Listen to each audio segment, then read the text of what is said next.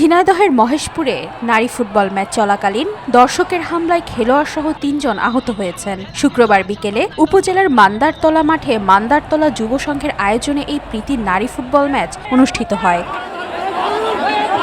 খেলায় অংশ নেয় ঢাকা নারী ফুটবল দল ও সিরাজগঞ্জ নারী ফুটবল দল। ম্যাচে দেশের নারী ফুটবলারদের পরিচিত মুখ ঈশিতা ও স্বপ্না অংশ নেন।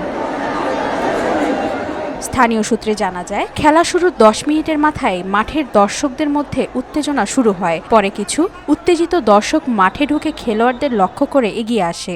এতে 2 জন দর্শক ও 1 জন নারী ফুটবলার আহত হন।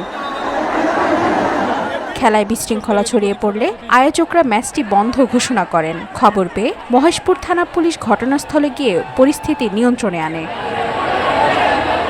এ বিষয়ে মহেশপুর থানার officer in charge OC Nazrul Islam জানান, পরিস্থিতি এখন স্বাভাবিক রয়েছে। অতিরিক্ত দর্শকের কারণে এমন অনাকাঙ্ক্ষিত ঘটনা ঘটেছে।